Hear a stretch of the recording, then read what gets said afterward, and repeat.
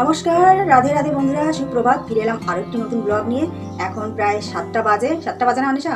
প্রায় 7টা বাজে। আজ অনেক ভোর ভোর উঠেছি, কারণ আজ হচ্ছে পাণ্ডবা একাদশীর, পাণ্ডবা নির্জলা একাদশীর হচ্ছে পারণার দিন। হ্যাঁ, তো সকাল সকাল ঘুম থেকে উঠে ভোগ প্রস্তুত করেছি, ভোগ রান্না করেছি, তার আগে স্নান করেছি, গঙ্গা স্নান করেছি 6টার দিকে, 6টার আগেই 5:30টার দিকে স্নান টান সেরে তারপরে ভোগ রন্ধন করেছি। ভোগ রন্ধন করে এইমাত্র ভগবানকে ভোগ নিবেদন করলাম। এবার হচ্ছে আমাদের পারণার টাইম হয়ে গেছে প্রায়, তাই না? এখনই করতে হবে, আগে ভাগে করাই ভালো, তা না হলে সময় ছেড়ে গেলে তখন করলে কিন্তু আর ভালো হয় না। তো তার জন্যই হচ্ছে অনেক ভোর ভোর ঘুম থেকে উঠে নানান কাজ আদি সেরেছি, সে এবার পারণা করবো। অনেশাও রেডি, অনেশার বাবাও কিন্তু করছিল, জানেন তো। একাদশী উপোস শুধু বললে হবে না, এটা হচ্ছে নির্জলা একাদশী। হ্যাঁ, পাণ্ডবা নির্জলা একাদশী খুব কঠিন একটা ব্রত। তো আমরা সবাই মিলে জানি না কতটুকুন পালন করতে পেরেছি কিনা। না খেয়ে থাকতে পারবেন, জলটুকুনও খাওয়া যাবে না, এরকম অবস্থা, জলটুকুনও খাওয়া যাবে না। প্রসাদ খেতে পারবেন, তো ওই একেবারে কিছু খাওয়াই যাবে না বললে চলে। ওখানে অন্বেষার বাবা বসে আছে। এখন হচ্ছে পারণা করবো। হ্যাঁ, উপোস ভঙ্গ করবো। অন্ধকার লাগছে, অনেকটা সকাল সকাল, সবে মাত্র সূর্য উদয় হচ্ছে। তো এইমাত্র আমাদের সম্পূর্ণ কাজ শেষ হলো, ঘরে পুজো দিলাম, পুজো দেওয়া শেষ, পুজো দেওয়া কমপ্লিট। এবার আমরা উপোস ভঙ্গ করতে পারবো, পারণা করবো।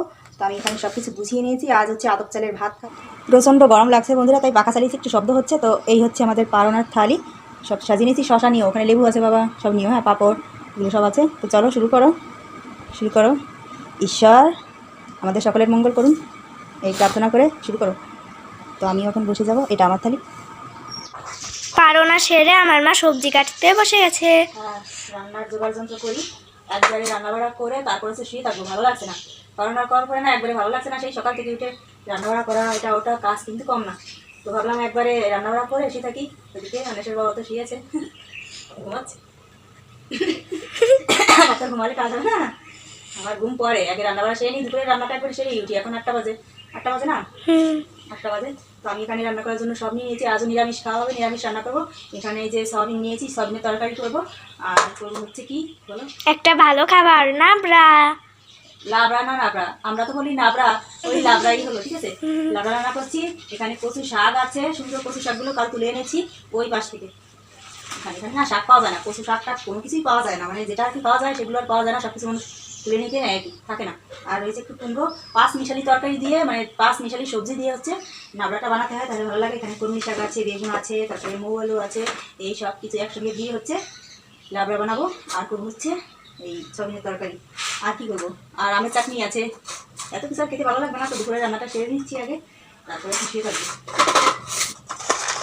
সয়াবিনগুলো না খুব সুন্দর, একেবারে টাটকা, ভালো, কোথাও কোনো খুঁত নেই। একটা আছে কেমন ফুটো ফুটো থাকে, ভালো লাগে না।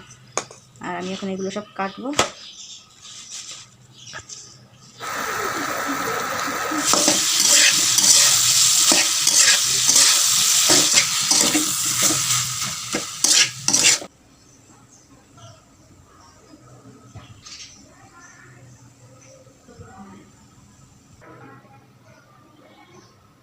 আর একদিকে এরা তো ঘুমাচ্ছে।